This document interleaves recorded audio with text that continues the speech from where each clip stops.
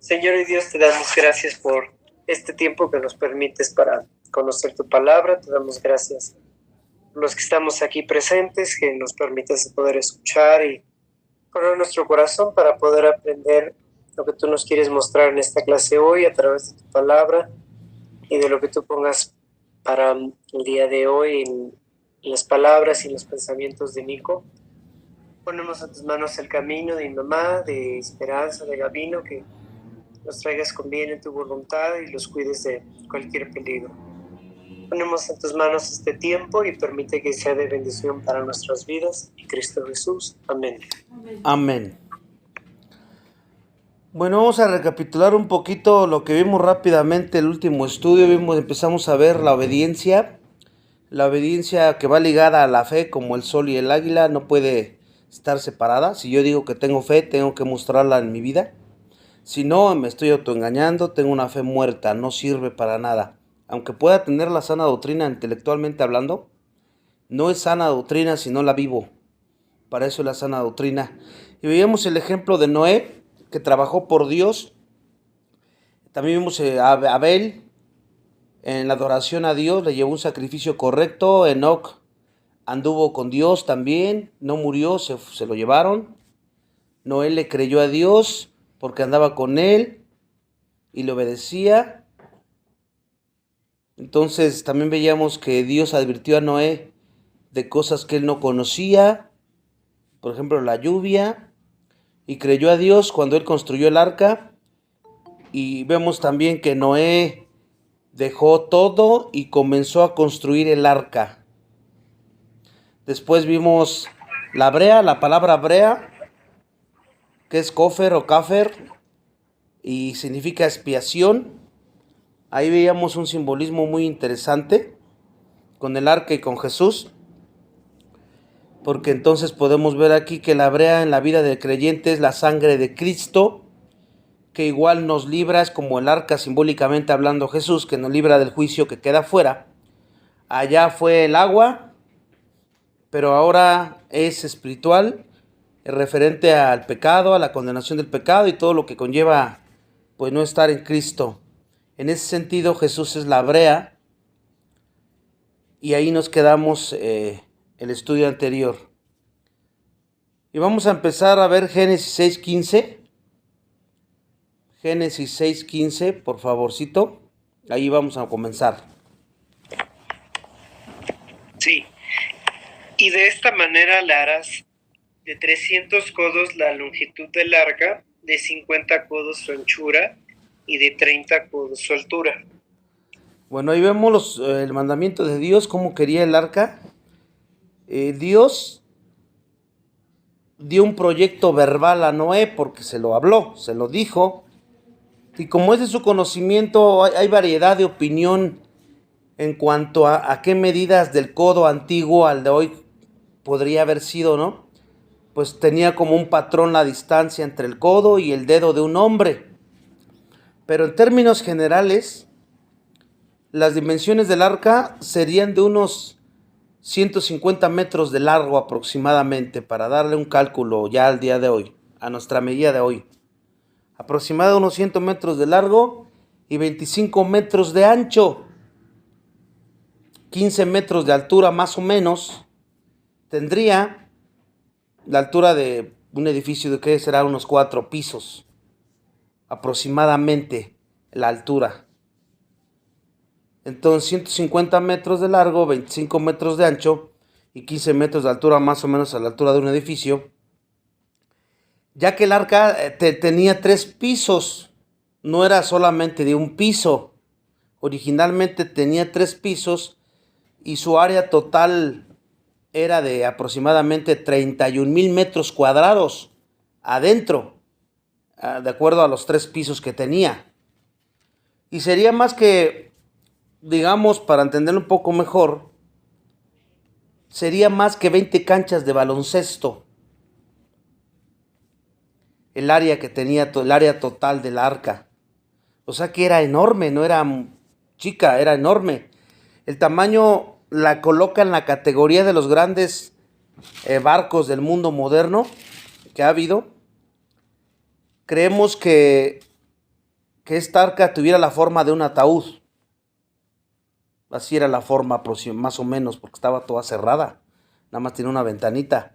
Y también pudiera ser que fuera semejante a una balsa, en tanto cuadrada y aplastada la parte de abajo, parecida a una balsa.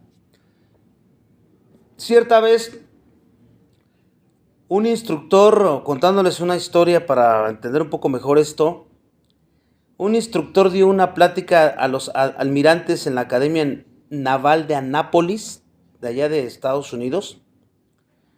Durante siglos dijo: hombres han construido navíos con diversas proporciones, pero después que ingenieros navales británicos encontraron la fórmula para el navío de guerra, toda la construcción naval sigue las proporciones de ese navío de guerra, pues han sido probadas como científicamente perfectas.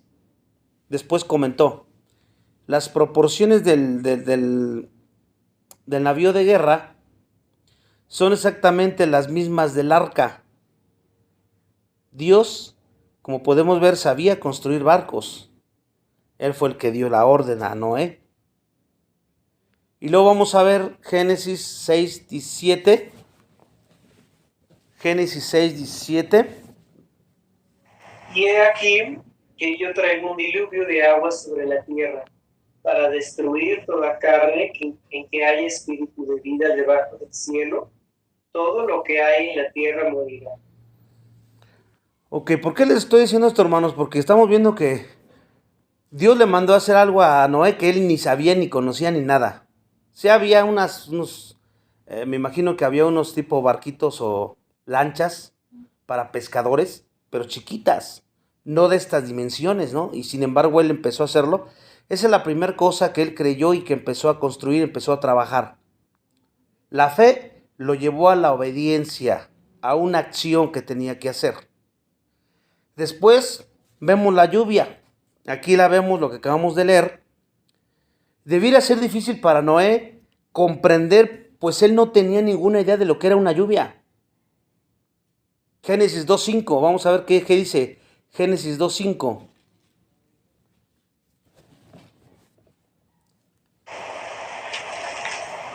Y toda planta del campo antes que fuese en la tierra, y toda hierba del campo antes que naciese, porque Jehová Dios aún no había hecho llover sobre la tierra, ni había hombre para que labrase la tierra. ¿Se dan cuenta? O sea, Noé no tenía ninguna idea de lo que era lluvia porque aún no había llovido sobre la tierra. Ahí lo menciona en el texto que acabamos de leer. Dice que una neblina subía de la tierra, la regaba, y pues así tampoco había desiertos. Estamos hablando antes del diluvio, hermanos. Antes del diluvio. La tierra, como podemos ver, era muy diferente. Por eso se dice que en Apocalipsis, en la última copa, hay un gran terremoto donde se podría decir que Jesús va a regresar a la tierra a su estado original antes del diluvio para la preparación del reino mileniario. Como un dato importante que quería comentarles aquí. Regresando a lo que estamos viendo, algunos científicos creen que toda la tierra estaba revestida de un toldo de agua. Como de un toldo de agua. Y era esa la condición que capacitaba a los hombres a que vivían vidas tan largas. También eso es importante, tener en cuenta la tierra, que es un círculo, y alrededor del agua, lluvia, agua ahí. Dios la puso ahí.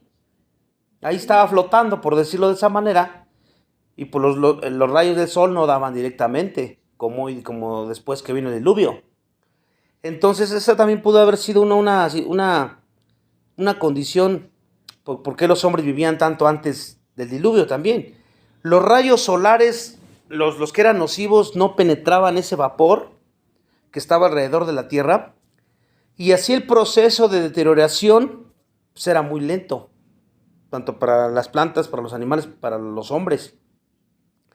Pero después del diluvio, con la rotura de las fuentes del abismo, cuando viene el diluvio se abrieron las fuentes del abismo, esa agua que estaba alrededor de la tierra como en vapor, pues cayó en la tierra y la caída de todas aquellas aguas antes almacenadas por encima de la tierra. Vamos a verlo en Génesis 7:11. Génesis 7:11. El año 600 de la vida de Noé, en el mes segundo, a los 17 días del mes, aquel día fueron rotas todas las fuentes del gran abismo y las cataratas de los cielos fueron abiertas. Ahí está, se dan cuenta, está diciendo las cataratas de los cielos. Hace referencia a esto que estamos viendo aquí, que había alrededor de la tierra agua como de vapor, la cual cuando Dios abrió, mandó el diluvio, cayeron del cielo como de abajo para inundar la tierra. Y esa transformación repentina y dramática de la atmósfera, pues obviamente resultó en un acortamiento inmediato del periodo de vida del hombre también. Influyó muchísimo. Entonces ya vimos el arca. Estamos hablando, acuérdense, el tema principal aquí es la fe y obediencia. Siempre están juntas. Y estamos viendo el ejemplo de Noé, en el caso de sin conocer, sin saber, él obedeció. El arca, luego la lluvia, que tampoco conocía, pero tampoco había ningún convertido aquí. No hubo ningún convertido, bueno, aparte de la familia de Noé. El diluvio de que Dios habló, que a Noé aún estaba en acontecer, porque le dijo, son 120 años que le iba a dar a Noé. Eso está en Génesis 6:3. Vamos a ver Génesis 6:3. Y vivió Adán 130 años y engendró, no es cierto, perdón. Génesis 6:3 dice, y dijo Jehová, no contenderá mi espíritu con el hombre para siempre, porque ciertamente él es carne, mas serán sus días 120 años. Bueno, aquí lo que está diciendo no es que el hombre iba a vivir 120 años, porque vemos cuando estudiamos la Biblia que después del diluvio hay personas que vivieron más de 120 años. Lo que está diciendo aquí es que iban a pasar 120 años que les iba a dar desde que él mandó a Noé a que hiciera el arca. Iban a pasar 120 años. Noé podría fácilmente haber reconocido, racionalizado en su mente, en su raciocinio, y podría haber dicho, bien eso da al pueblo mucho tiempo para arrepentirse y para reformarse. Es verdad que van a enderezar, pues tienen tiempo suficiente para que se arrepientan, ¿no? Pero ¿qué es lo que no hizo durante todos esos años, los 120 años? Él estuvo predicando. Todos los días él predicaba, pero ninguno creía en él.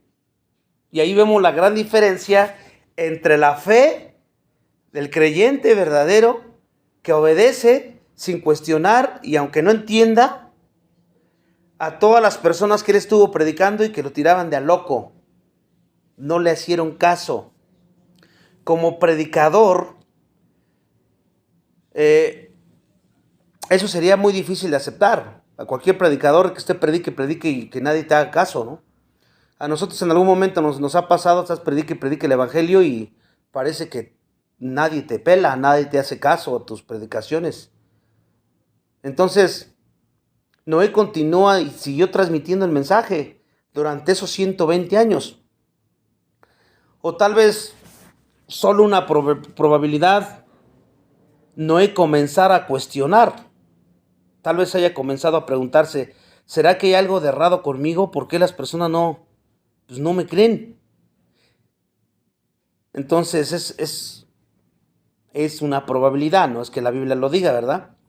Pudieron haber pasado muchas cosas en la mente de Noé. Porque, pues imagínense dando siempre ese sermón todos los días y nadie lo acepta. Nosotros pudiéramos imaginar lo que ese hombre de obediencia debe haber pensado al estar insistiendo y predicando y nada más, ni una sola alma.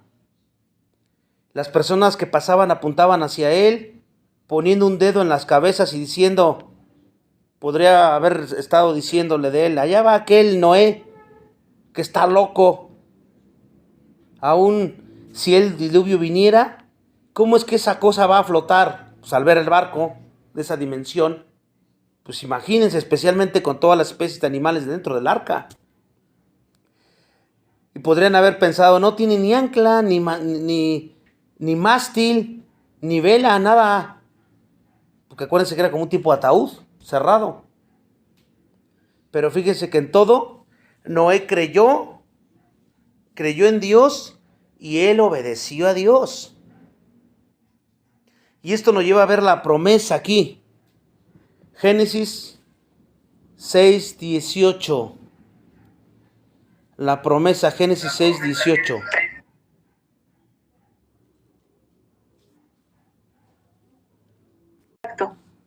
Y estarán en el arca tú y tus hijos, tu esposa y tus nueras.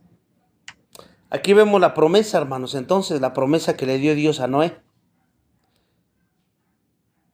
Dios dijo con mucho efecto, parafraseando: Noé, usted va a ser mi hombre y mantendré mi promesa para con usted.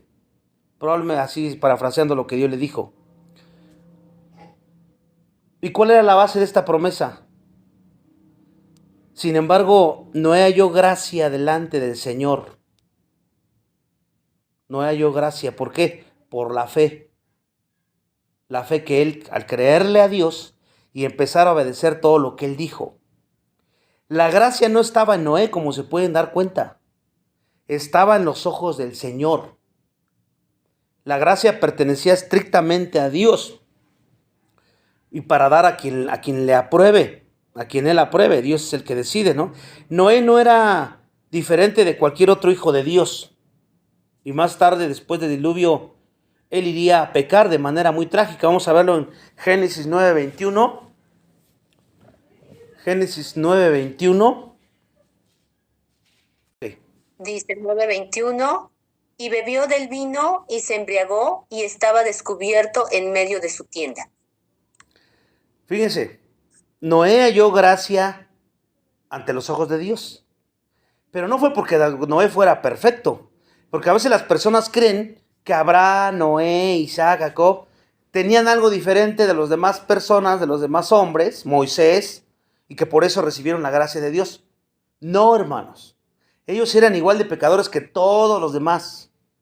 No tenían ningún mérito como ninguno de los demás. Se podría decir que Dios eligió,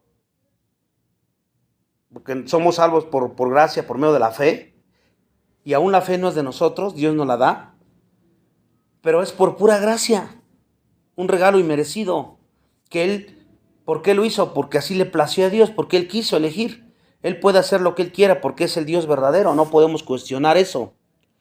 Entonces aquí vemos que la gracia de Dios fue extendida a Noé porque Dios lo quiso.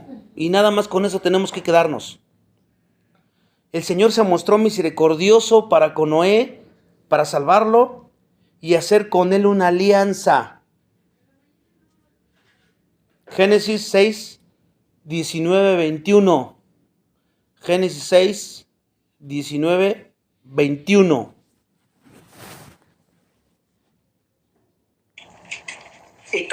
Y de todo lo que vive, de toda carne, 2 de cada especie meterás en el arca, para que tengan vida contigo. Macho y hembra serán, de las aves según su especie, y de las bestias según su especie, de todo reptil de la tierra según su especie. 2 de cada especie entrarán contigo, para que tengan vida. Y toma contigo de todo alimento que se come, y almacénalo, y servirá de sustento para ti y para ellos. Ahí vemos, lo salvó a él y hizo con él una alianza en el cual todos los animales, uno de cada par, por decirlo así, fueron al arca. Y era una forma extensiva de decir, ahora después que usted hubiera construido ese barco, yo pondré los animales en él y procuraré para su cuidado. Es lo que parafraseando Dios le dijo. Imaginemos si pudiéramos el día en que eso aconteció, en nuestra imaginación. No he sentado en el pasadizo esperando que los animales lleguen de todas las partes, porque ellos solitos iban llegando, hermano. No es que él fue y empezó a arrearlos uno por uno. Él nada más esperó y Dios hizo lo demás. Y empezaron a entrar Él ni siquiera los tuvo que buscar. Los animales vinieron simplemente, porque para Dios no hay imposible. No hay otra manera de explicarse el acontecimiento excepto que Dios estaba conduciendo el enorme barco. Él estaba conduciendo el enorme barco nada más. Dios estaba en control de todo. Fue calculado del punto de vista de espacio, que ya vimos que el arca podría fácil abrigar unos 7,000 especies de animales aproximadamente. Así de parejita. 7,000 especies. Y ese es un número bastante grande. No significa necesariamente 2 de cada animal del mundo. Es que una especie básica puede generar una variedad bastante grande. Nada más una sola especie. Por ejemplo, todos los caballos, sean caballos de carrera, empujadores de arado o lo que sea, son descendientes de un ancestral común. O sea, un caballo normal, común y corriente. Un buey y una vaca podrían muy bien representar toda la familia bovina. ¿Se dan cuenta? Es bastante probable que las especies fueran limitadas. Sería razonable concluir que había bastante espacio para todas las especies a bordo. Se estima que hay un total de cerca de 2,500 especies de animales. 2,500 especies de animales, siendo la mitad del tamaño de un gato. Así de ese tamaño. 2,500 especies. Y que requiere menos que 80 centímetros cuadrados de espacio para vivir, ¿no? Nada más los otros animales son más grandes, como el elefante y la jirafa, y esos son con más espacio, pero hay muchísimos que están chiquititos. Entonces no era problema llevar los animales para el arca del punto de vista de la lógica, ¿verdad? Pero aún había la cuestión de la alimentación aquí y del cuidado de ese gran número de animales. ¿Quién los iba a alimentar? ¿Cómo se cuidarían de los problemas sanitarios? Porque es todo lo que nos vienen las preguntas cuando leemos esos textos. No sé si te ha pasado, ¿no? Y se puede proveer la enormidad de los problemas para ese viaje que tendría la duración de 1 año. Porque estuvieron adentro 1 año y pasadito. No nada más 40 noches y 40 días. No, estuvieron más de 1 año. Y seguimos viendo aquí la obediencia total, a pesar de todos esos problemas que pudo haber tenido ahí Noé. Pero Noé era un hombre obediente y así comenzó la construcción y lo hizo así. Qué fe, qué obediencia total, tan diferente de la mayoría de nosotros, ¿verdad? ¿No es cierto? Dios nos dice: quiero que usted asuma este ministerio o alcance a aquella persona allí, o quiero que usted confíe en mí. No importa la prueba por la cual estés o vayas a pasar. Él es lo que te dice todo el día, todos los días en la Biblia. Sin embargo, si es tan fácil que fallemos en la obediencia a Dios en estas situaciones tan, pues no se comparan a lo que estamos viendo aquí como con Noé o con Job, otros que vivieron terriblemente. Pero nosotros podemos ver que si es tan fácil que fallemos en la obediencia a Dios en estas situaciones, imaginémonos para la construcción de un arca, en el caso que estamos viendo. Muchas veces decimos creer, pero nuestra fe es minúscula en relación a la de Noé y a la de otros hombres de la Biblia. Y algunos de nosotros perdemos la paciencia muy rápidamente también. Esa es la verdad.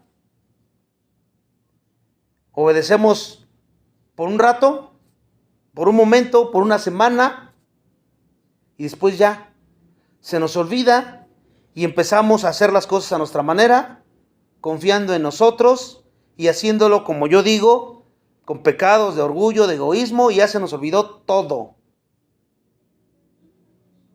¿En qué estaba basada en su obediencia de Noé?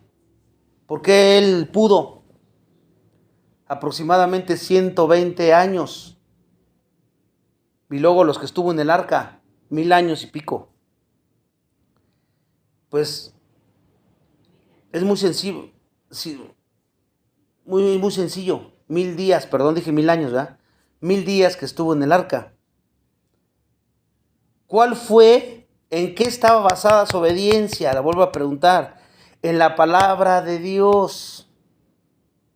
Y si ponemos a Noé, estaba en desventaja a comparación de nosotros, porque acuérdense que él no tenía la Biblia completa tampoco. Pero sí estaban escritos el Pentateuco. Acuérdense que Noé, ¿quién fue el que escribió el Pentateuco? Moisés, ¿verdad? ¿Estamos de acuerdo? ¿Y quién vivió primero? ¿Moisés o Noé? Noé. Entonces, nos damos cuenta que ni el Pentateuco tenía, porque el que escribió el Pentateuco fue Moisés. Entonces estaba como parecido a la situación que tenía Job, que ya nos hemos estado viendo en la iglesia, ¿no? Y sin embargo, él creyó en cuál palabra de Dios entonces. Pues en la que le dijo que hiciera el arca, la hablada. Esa es la palabra de Dios, ¿sí? Él creyó que Dios hablaba serio acerca del juicio que le dijo, haz el arca porque voy a enviar un juicio. Probablemente él escuchaba la voz audible en ese momento de Dios. Y esa es la palabra de Dios, pero ahora la tenemos nosotros escrita. Ya Dios no nos viene a hablar así a voz audible, pero ahí está la palabra y está completa. En ese sentido estamos más ventaja que él. Noé construyó el arca exactamente como debía hacerlo. Obedeció todo sin escoger los puntos. En esto sí concuerdo, en esto no concuerdo contigo, porque mejor nunca cuestionó a Dios ni le dijo nada de esas cosas. Y si hablamos rápidamente de un ejemplo así, en paréntesis, a Abraham, cuando le mandó a asesinar a su hijo, tampoco cuestionó nada ni dijo, pero por nada. Y esa es la fe que tenemos que imitar. Algunas personas quienes dicen que creen en Dios y sus promesas, pero no creen en lo que concierne al juicio. Pero debemos creer en sus promesas, pero también en el juicio. Ahorita Apocalipsis habla del juicio venidero. Y hay quienes creen en un Dios de amor, un Dios compasivo, perdonador, y que el juicio no, eso de Apocalipsis eso no lo creo, pero sí creo lo demás, a Jesús en los 4 evangelios, cómo se mostró, lleno de amor, pero al Dios del Antiguo Testamento, que era bien cruel, y al de Apocalipsis, esos no los creo.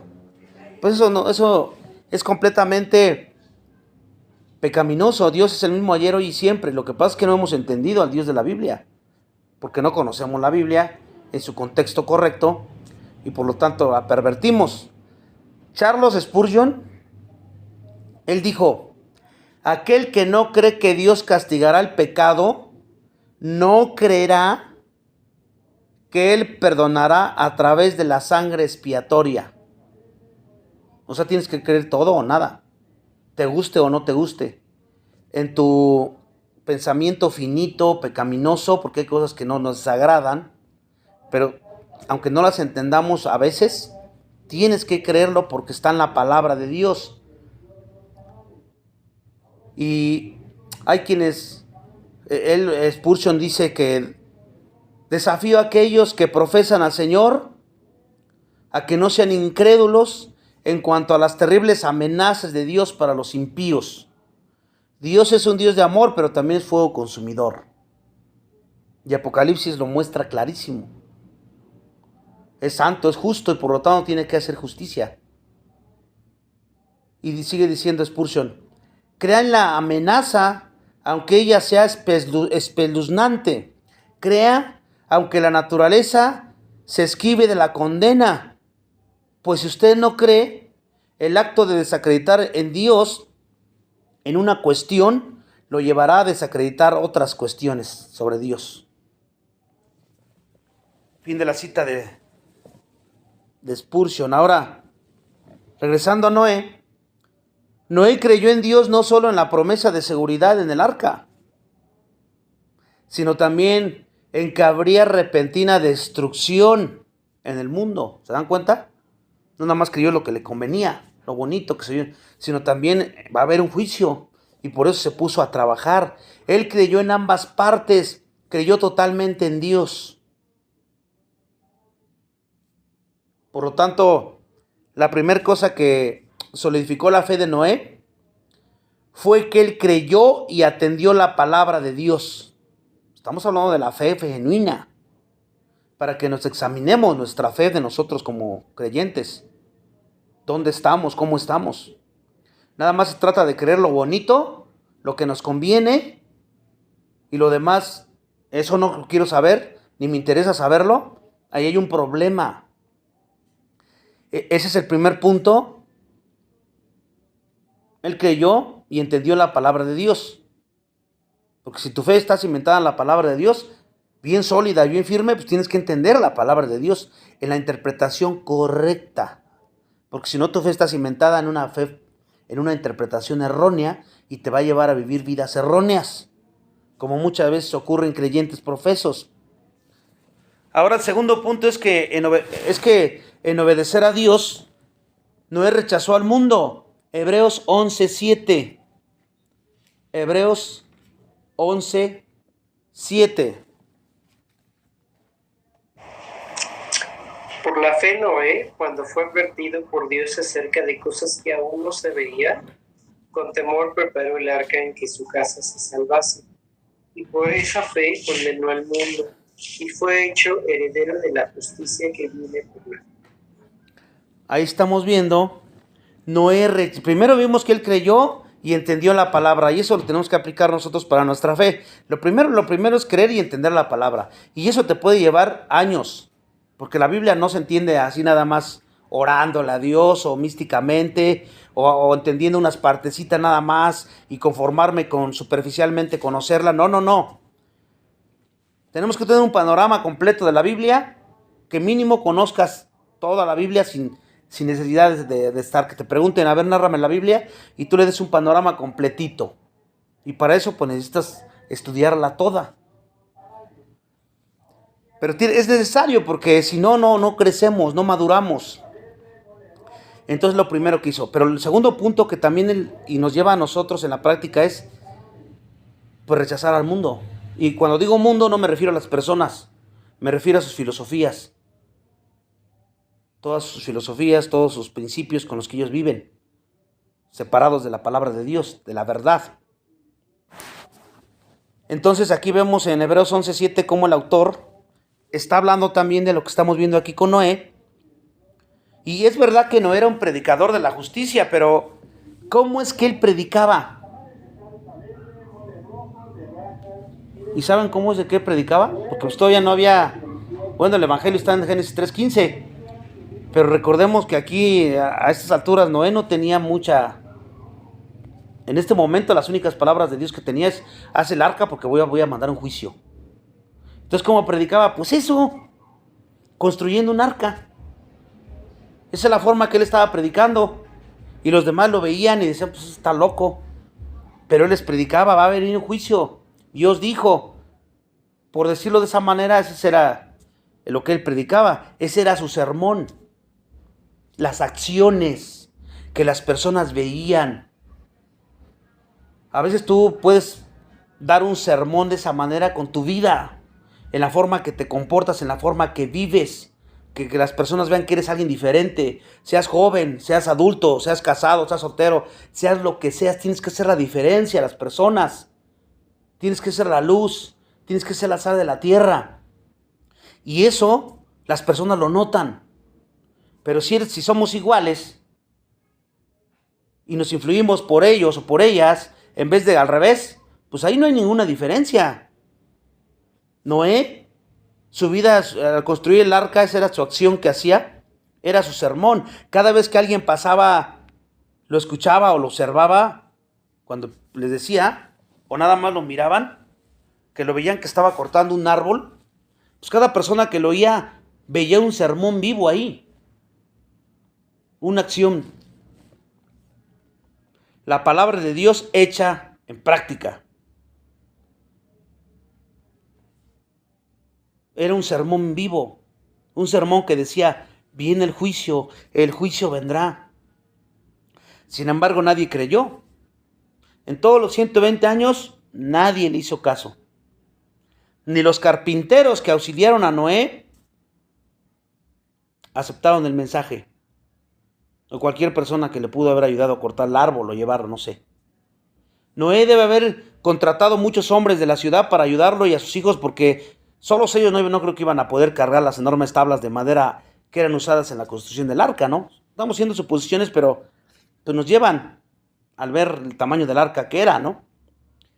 Pero aunque esto lo ayudaran a construir, no fueron salvos por el arca. Recibieron sus hojas, nos imaginamos y suponiendo, haciendo un paréntesis en la Biblia, que él les pagaba un pago, pero no creyeron cuando él predicaba y murieron en el diluvio.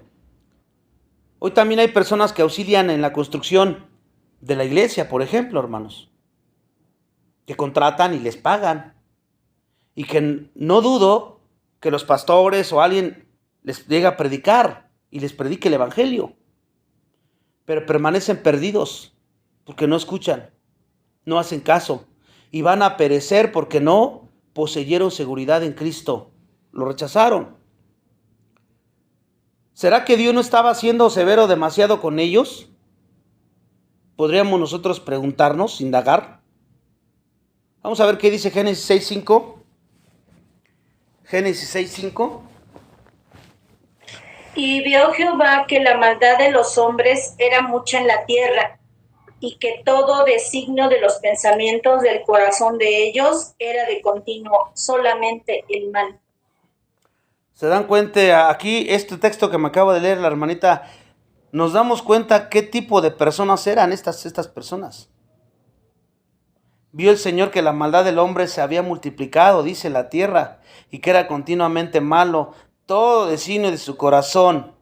O sea, que eran vil por dentro, y Dios vio todo. Y vamos a ver otra cita, Ezequiel 11:5. Ezequiel 11:5. Y vino sobre mí el Espíritu de Jehová, y me dijo, di, así ha dicho Jehová, así habéis hablado, oh casa de Israel, y las cosas que suben a vuestro espíritu, yo las he entendido. ¿Se dan cuenta? Si las cosas que están en sus mentes, Dios lee el corazón, hermanos. O sea, Dios no lo engañamos. No puedo yo decir que peco y me voy a salir con la mía. O los incrédulos que creen que ellos pueden andar haciendo y deshaciendo. No, Dios lee el corazón. Él sabe todo, es omnisciente, omnipresente. Pero el corazón de Dios también estaba también estaba. Vamos a ver qué dice Génesis 6:6. Génesis 6:6. Y se arrepintió Jehová de haber hecho hombre en la tierra, y le dolió en su corazón. Bueno, ahí hay un texto que muchos malinterpretan, porque la Biblia dice que Dios no se arrepiente, ¿verdad? No es hombre para arrepentirse, y aquí dice que Dios se arrepintió. Bueno, ¿quiere decir que Dios cambió de idea aquí? ¿Fue sorprendido por el pecado del hombre? O sea, ¿lo agarraron en sorpresa? ¿No se dio cuenta? No. Eso es antropomorfismo, lo que está diciendo ahí cuando dice arrepintió. Es una declaración acerca de Dios en términos humanos para que el hombre entienda algo. Del punto de vista parece que Dios se arrepintió, ¿verdad? Porque ahí dice ahí el texto. Pero vamos a ver Primera de Samuel 15:29.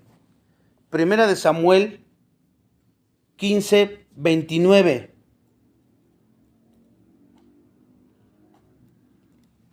En verdad, el que es la gloria de Israel no miente ni cambia de parecer, pues no es hombre para cambiar de opinión. ¿Ya ven? Y ahí pareciera, entonces está contradiciendo la Biblia. Bueno, vamos a ver aquí. Hay otra, bueno, la misma versión dice, también la gloria de Israel no miente ni se arrepiente por cuanto no es hombre para que se arrepienta. El juicio de Dios, de la perspectiva divina, nada cambió. En el juicio de Dios y de la perspectiva divina nada cambió. Pero se podrá decir que en términos humanos, parecía que Dios había cambiado de idea y resolvió borrar la raza humana. En nuestra mente finita así lo entienden el hombre, ¿no? Génesis 6:7 vamos a ver para entender todo esto. Génesis 6:7. Génesis 6:7. Y dijo Jehová: raeré de sobre la faz de la tierra a los hombres que he creado, desde el hombre hasta la bestia, y hasta el reptil y las aves del cielo, pues me arrepiento de haberlos hecho. Ok, aquí nuevamente vemos la palabra, me arrepiento de haberlos hecho. Bueno, fue una solución muy seria para el problema aquí. Pero la raza estaba en su gran parte poseída por demonios. Recuérdense que los hijos de Dios se metieron con las hijas de los hombres. Los ángeles caídos poseyeron hombres humanos y quisieron hacer una raza demonio-hombre. Algunos teólogos sugieren y dicen que para que ya no hubiera redención, porque si hubiera sido humanos demonios, pues ya no habría redención. Sin embargo, pues empezaron la maldad incrementó también, una parte importante fue esto, y por eso la Biblia dice que los hijos de Dios cohabitaban con las hijas de los hombres, los ángeles caídos, como dije, demonios que tuvieran relaciones con las mujeres y produjeron una raza extraña y demoníaca, y así Dios dijo: voy a acabar con este mundo podrido, voy a juzgarlo. ¿Será que Dios estaba siendo demasiado severo? ¿Era el fin de la misericordia de Dios aquí? Al ver a Dios diciendo estas cosas. No. El hecho de que la paciencia de Dios tendrá fin, el hecho de que Él juzgará un día, esta es la única esperanza para un mundo maldecido por el pecado. Cuando allá le entreguen el rollo al Cordero en Apocalipsis, Él va a retomar lo que le pertenece, pero no antes sin haber juzgado a la tierra, a los hombres impíos, a los hombres pecadores. Así tiene que ser. Si Dios no actuara para destruir, los hombres tendrían que vivir en un mundo de pecado eterno y violencia. Imagínense eso. Y eso sería terrible. Escuchen, debemos estar contentos que el pecado es juzgado. Dios es santo y justo y tiene que colocar las cosas de manera correcta. Pero el juicio viene solo después de la gran paciencia de Dios.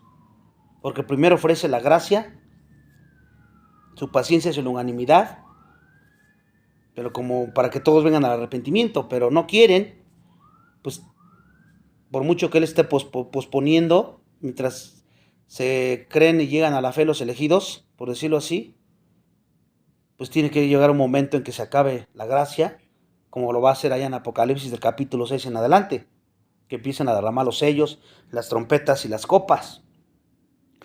Ahora ahí los textos que leímos que dice que Dios arrepintió en el original significa suspiro, o sea, como que Dios suspiró, como que le dolió. Le dolió al ver tanta maldad y pues, pero su juicio ya estaba, en su mente de él ya estaba que así tenía que ser. Todo hombre tiene conocimiento suficiente de Dios para que sea culpable. Lo vemos en Romanos 1, 19, 20.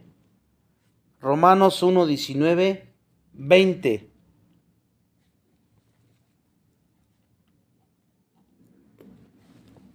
Lo que de Dios se conoce les es manifiesto, pues Dios se lo manifestó, porque las cosas invisibles de Él, su eterno poder y deidad, se hacen claramente visibles desde la creación del mundo, siendo entendidas por medio de las cosas hechas, de modo que no tienen excusa.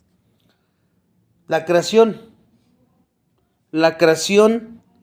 ahí podemos ver el poder, la gloria de Dios.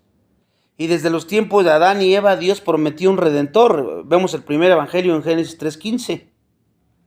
Génesis 3:15, vamos a leerlo también.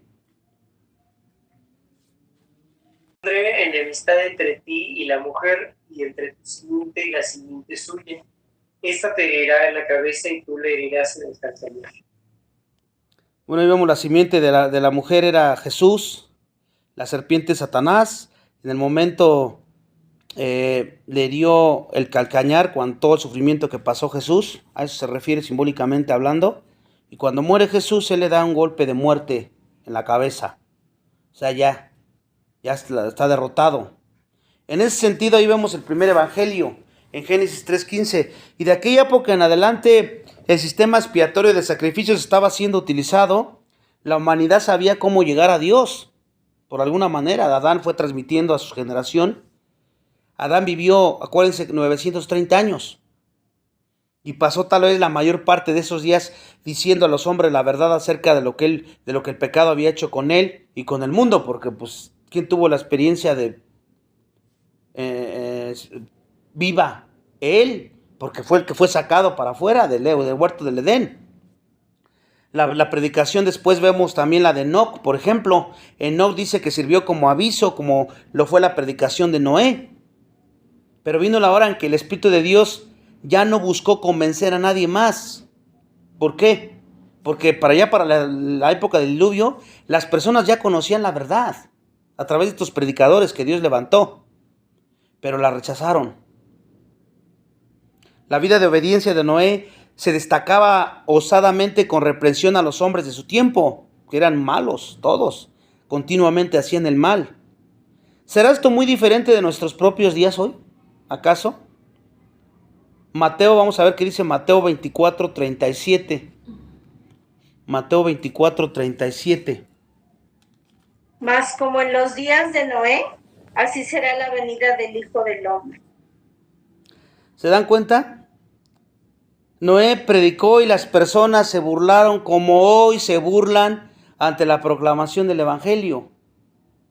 El Espíritu Santo paró de estar convenciéndolos como en el futuro va a parar, después de que la iglesia fuera arrebatada, obviamente. Pero los días de Noé, un remanente encontró gracia.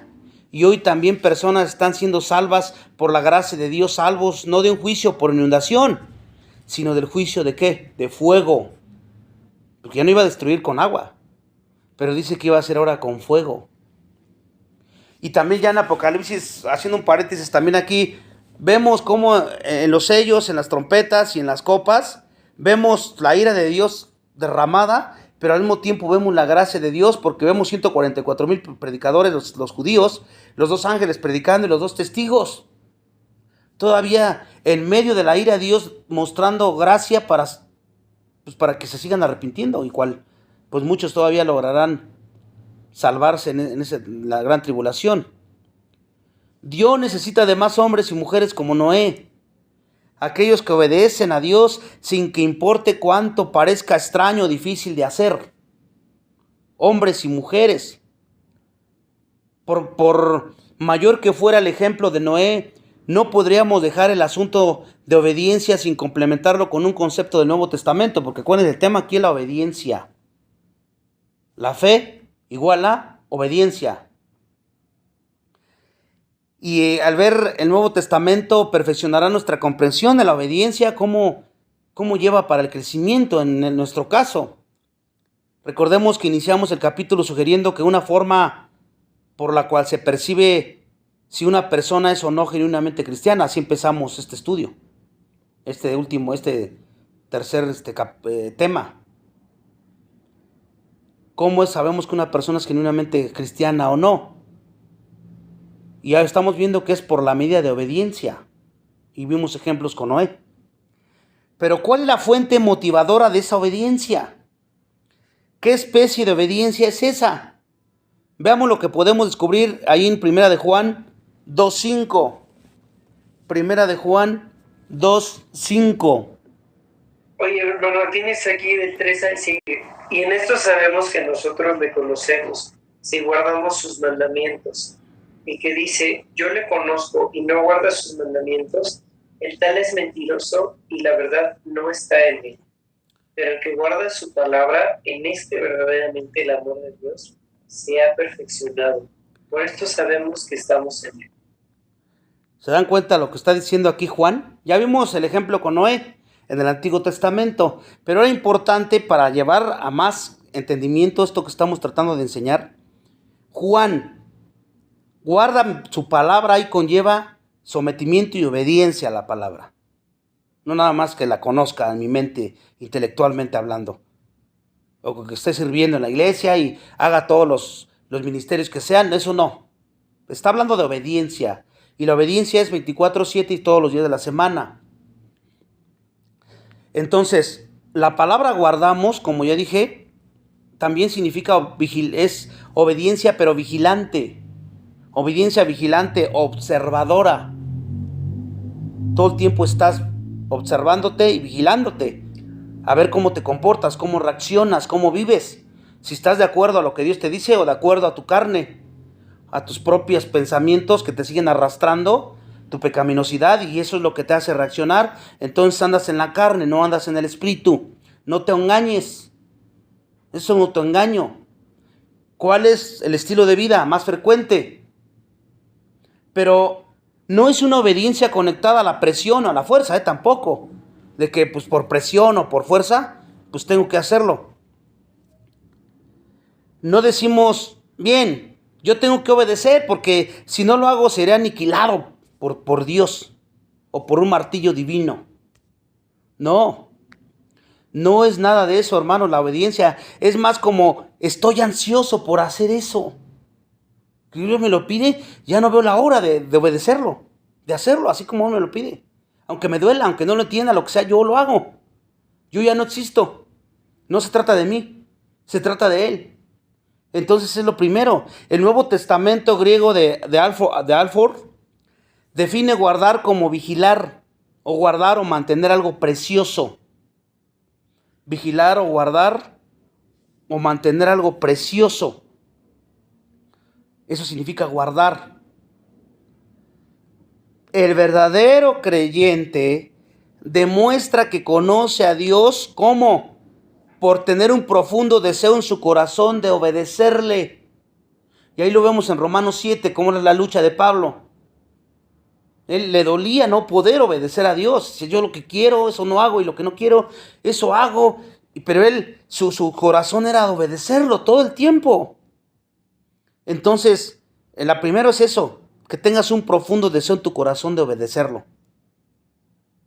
La guardia habitual, tenemos que estar como guardianes de nosotros mismos en cada momento, de la palabra de Dios, en un espíritu de obediencia. Y si es así en tu vida, hermano, es si eres un cristiano, y no un cristiano cualquiera, es un cristiano maduro.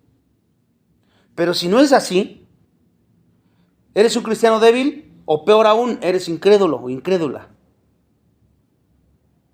Cuando las personas dicen ser cristianas, pero viven como bien entienden, o como ellos entienden o quieren, completamente desinteresados en obedecer los mandamientos de Dios,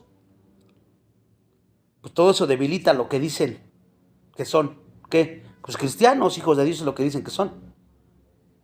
La palabra que Juan utiliza aquí por mandamiento es también significativa.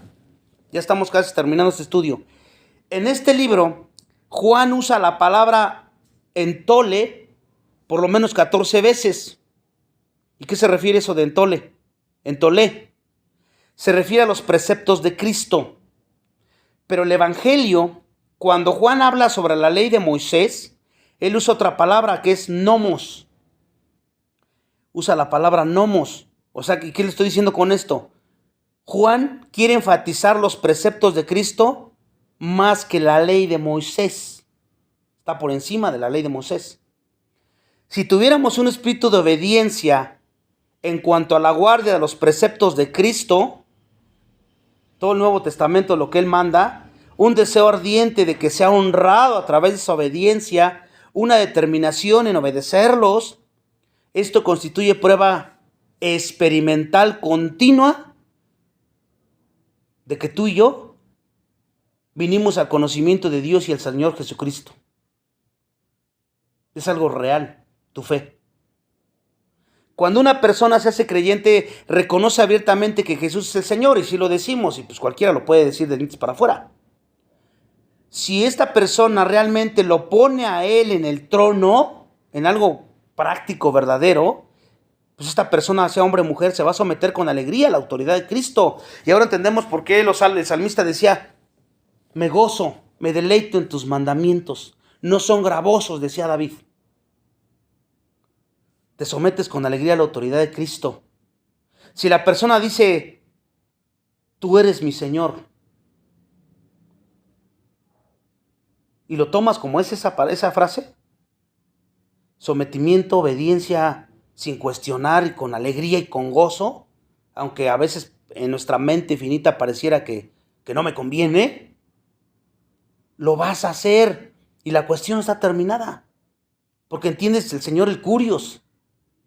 Lo importante, el problema de muchos de nosotros es que acepto a Jesús como mi Señor y Salvador y nos quedamos con Salvador, de que nos salva del pecado, del mundo, sí. Y el Señor ese casi no lo tomamos en cuenta, no entendemos lo que significa que Él sea nuestro Señor. Los que continuamente guardamos sus mandamientos, somos los que realmente conocemos a Dios y los que estamos seguros en Dios. Y si tu vida continua no es de obediencia a Dios, aguas, porque ahí hay un problema grave, hermanos. Y por último, y si buscamos ser obedientes pero fallamos, porque estás intentándolo y te caes, te levantas y te esfuerzas y tu corazón es el anhelo, y pues sigues, pues también es evidencia de que estás luchando, como en Romanos 7 estás en la lucha, entonces no somos condenados, porque es cuando llegamos a pensar, entonces soy condenado. Hay muchos que han luchado con ese problema y por eso podemos ayudar a entender cómo es. Miren, tenemos que distinguir entre obediencia legal y obediencia de gracia. Obediencia legal y obediencia de gracia. Y nada más quiero explicar esto para terminar. La obediencia legal exige obediencia absoluta, hermanos. Una obediencia perfecta, sin error alguno. Esa es la obediencia legal, ese es el estándar de Dios para ser justo. En tus propias fuerzas, por decirlo de esa manera. Si una vez la ley fuera violada, muerte. Esa es la obediencia legal. Es el dolor y el fallo de la obediencia legal. Porque nosotros no podemos ser perfectos, ni podemos obedecer perfectamente mientras estemos en este cuerpo, ¿verdad? Esa es la obediencia legal, pero existe la obediencia de gracia. En esta obediencia de gracia, donde las propias palabras tienen un sonido mejor, la obediencia es perteneciente a la alianza de la gracia. ¿Qué estoy tratando de decir? Esta obediencia es un espíritu amoroso y sincero de obediencia que, aunque está repleta de defectos, porque pues somos bien defectuosos todos y pecamos, es aceptada por Dios. ¿Por qué? Porque todos nuestros pecados han sido borrados por la sangre de Cristo. Y Él te acepta tu obediencia, así con tus defectos, tus virtudes, pero tiene que ser sincera. Y tiene que estar cimentada en un gozo, en un deleite de Él, tu prioridad, tu amor, Él estarte en el trono y que realmente Él sabe tu corazón, conoce tu corazón. No lo engañamos, como dije hace rato. Pero Él acepta, porque todos los pecados son borrados por la sangre. ¿Se dan cuenta la diferencia de la legal y la de la gracia? Nosotros no estamos en la de la legal. Estamos en la de la gracia. Dios mira el corazón, no las obras. Porque Él sabe que no puedes, por mucho que lo intentaras, ser perfecto, no puedes serlo. Pero mira tu corazón, la sinceridad, el anhelo, el deseo que hay en tu corazón. Y es lo que a Él interesa. Yo me quedo contento con eso. ¿Pero tú te quedas contento con eso?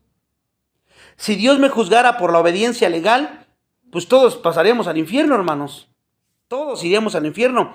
Pero Dios nos mira y dice MacArthur, y cito, MacArthur, con todos sus defectos, usted tiene un corazón que tiende a obedecerme. Es lo que diría Dios. Con todos tus defectos, Yo veo, porque yo veo tu corazón, que tienes un corazón que tiende a obedecerme. Tú posees un espíritu que desea someterse a mi señorío. Era el que tenía Noé, el que tenía Abraham, el que tenía David. No eran perfectos, ya ven los pecados que cometieron después. Pero es esto lo que ocurre con nosotros también. Yo veo que tienes un espíritu que desea someterse a mi señorío, aunque falles mucho. Pero yo veo tu esfuerzo que haces. Yo miro, yo sé cómo está tu corazón hacia mí. Por eso es por lo que nosotros somos bendecidos por encontrarnos de este lado de la cruz. ¿Se dan cuenta? Estamos del otro lado de la cruz de la gracia, no en la ley. Porque la ley te lleva al legalismo y a que pierde la salvación. Pues imagínate. Jesús murió para que su sangre cuidara los defectos de la obediencia. Porque todos tenemos defectos en obedecer. Pero Él murió para que cuidara los defectos de la obediencia. Es mucho mejor estar bajo la obediencia de gracia de lo que es estar bajo la obediencia de la ley. ¡Qué hermoso! Es esto, entenderlo de esta manera. Para que nadie se engañe, en el siguiente estudio vamos a ver otra ilustración. Y la pregunta sería, ¿será que los discípulos siempre obedecieron legalmente a Dios? Porque estaban antes de la cruz. Nosotros estamos acá de este lado, en la gracia. Acuérdense que el nuevo pacto entró en el momento que Cristo murió. Se hizo vigente el nuevo pacto y entró la gracia. Pero eso lo vamos a ver en el siguiente estudio. Hay que quedarnos y hay que meditar en eso tan maravilloso que acabamos de entender aquí. La gracia legal y la obediencia legal y la obediencia que está en la gracia. Vamos a orar. Padre, te damos gracias por la oportunidad que nos das de aprender todas estas cosas tan maravillosas. Nos quedamos sorprendidos, nos quedamos, wow, tantas cosas tan maravillosas que conocemos al estudiar tu palabra. Ayúdanos a seguir entendiéndolo esto, a discernirlo de la manera correcta, aplicarlo de la manera correcta, porque sí, una de las cosas que siempre nos hacen dudar a nuestra salvación es el pecado. Pero muchas veces porque no hemos entendido la gracia, la obediencia legal y la obediencia de la gracia. Que hoy nos haya quedado más claro. Y que nos ayudes para que no nos autoengañemos y que nunca nos conformemos y sigamos creciendo en esta gracia, mostrando la evidencia en nuestra vida, en nuestro comportamiento, en nuestra manera de reaccionar, de vivir por fe y no por vista, empezando en nuestra casa, con nuestro cónyuge, con nuestros hijos, con nuestros padres. Solamente tú eres el único que nos puede ayudar a llevar a cabo todo esto tan maravilloso que acabamos de ver. Queremos ser como Noé, queremos ser como Abraham, queremos ser como Job y como muchos otros hombres de la Biblia que no eran perfectos, pero ellos entendían bien la obediencia de la gracia. Ayúdanos para poder hacerlo y seguir predicando el Evangelio, para que aquellos que no te conocen, nuestros familiares, vecinos, etcétera, pues puedan llegar a conocer esta gracia en la que estamos y que no merecíamos y que solamente nos la diste por eso, por gracia. Toda la gloria y la honra es para ti, Padre, en Cristo Jesús oramos. Amén.